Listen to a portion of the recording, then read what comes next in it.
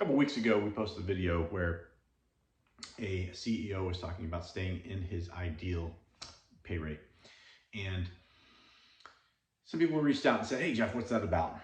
So I wanted to share a little video talking about that and helping you learn that exercise and figure out how you can stay inside of your maximum pay rate, like where you should be, what tasks you should get rid of. So making another video on sorting out the tasks. And regarding the rate, first thing you need to understand is something called the 80-20 rule. You know what the 80-20 rule is? No? Great. Well, watch to the end. We're going to show you an exercise to figure out the pay rate. We're going to talk a little bit first about the 80-20 rule in order to help you understand how you figure this pay rate out and where the math comes from. It's simple math, but definitely get out a pen, a paper, and a calculator to do this while I'm telling you about the 80-20. Okay, so here we go. 80-20 rule. 80-20 rule is simple.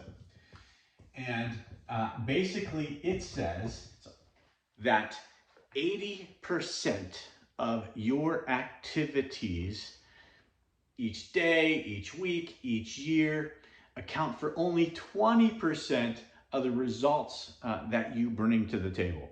So the inverse is true as well, where 20% of your activities account for 80% of the results. Now this works across everything, whether it's people on your team, the activities that you do, where you spend your money. 20% accounts for 80% of the results. Okay? Everybody get it? Perfect. So how does that apply to my pay rate, Jeff? Well, we're about to get into that. We want to stay inside our maximum pay rate. So let's say you're a salesperson, and as a salesperson, we know that generating the sale is really what gets us paid, right? Like there's all sorts of other things that we have to do, but closing that sale down, having that close win is really what gets us paid. It's not driving to the job. We got to do it, right? It's not putting their information in the CRM, the name of their kitty cat, right? It's not even, reporting it, doing the back end paperwork, all that other kind of stuff that needs to happen. All those things are required to maintain the customer relationship, etc., but they're not required to make you money. The most important thing to make you money is call the clients, set the appointments, close the appointments, right? Make sense? So if we were to list out the 100 different activities that we do in that job, and we focused in on the top 20% that are necessary to get us paid and to really do the job, we would find that those activities are the ones that, if we only did those, would make us the most money. So again, how do we stay in that 20%? Well, first off, let's figure out what you could make if you were able to just stay in the 20%. Let's do a little bit of math. So let's pretend that you, like many salespeople I've interviewed over the years, or many managers I've interviewed over the years, a lot of them have come and said, I need to be in six figures.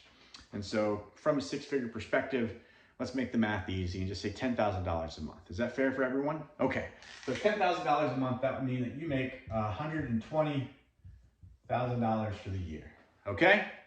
So at $120,000 a year, that's a 40-hour-a-week job. I know I got some laughter there because most of us don't work 40 hours. That's a much longer discussion.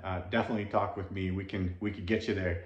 And if you want to think about the whole year in terms of that $120,000, and well, if we work, let's say we take 2 weeks of vacation, again, easy math, that's 50 weeks a year.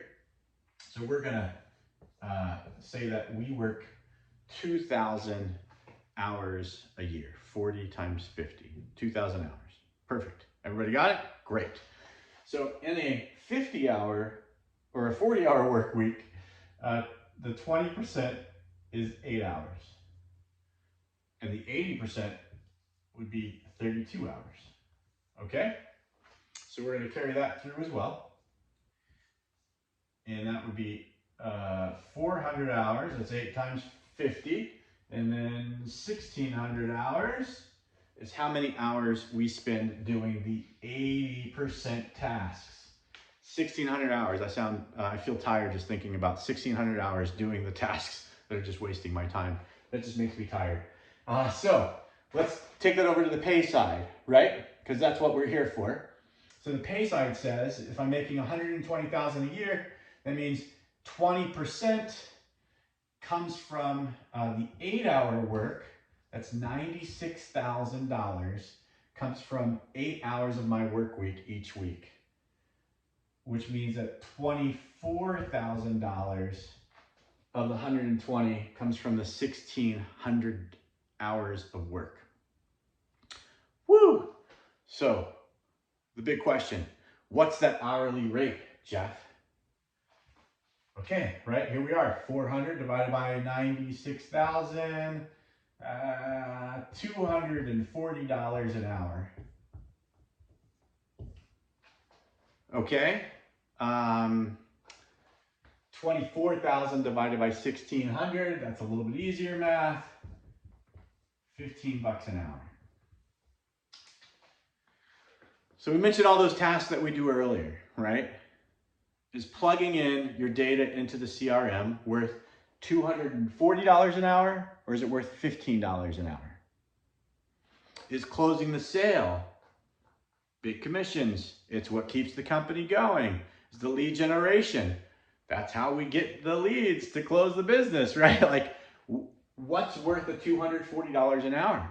If you're a sales manager, right? Your one-on-ones, leading your team, following up, doing all the fun things. Like, we've got tasks on our calendar that need to be done by us. They're the most important tasks. If we could figure out a way to stay in that 20%, how much money could you be making? Well, that's an interesting question. If we double the amount of time that we stay in that time, we're making $96,000 a year doing the 20% tasks. So if we doubled that, we would be what, $192,000 if we spent 40% of our time in the sweet spot. So how do you double your time? What is it worth to you in order to keep yourself in your sweet spot and stay inside of that ideal pay rate? Is it worth that $24,000, right? Could you hire a virtual assistant to take those other tasks off your plate and pay them $24K to just sit there and be focused in on the stuff that you don't want to do? Now, some of the stuff you're still going to have to do, driving, right? You can't give that to a virtual assistant.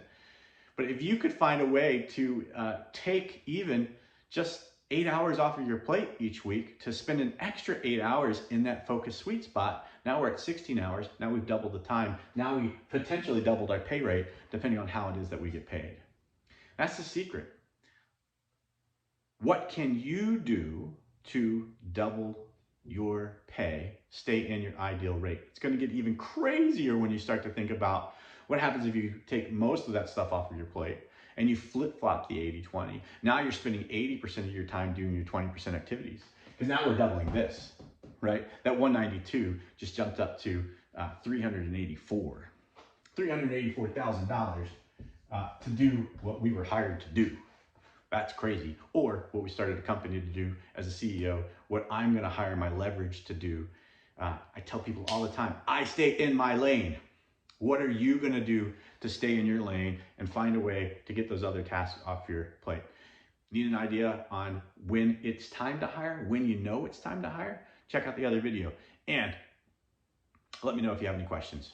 Have a great day.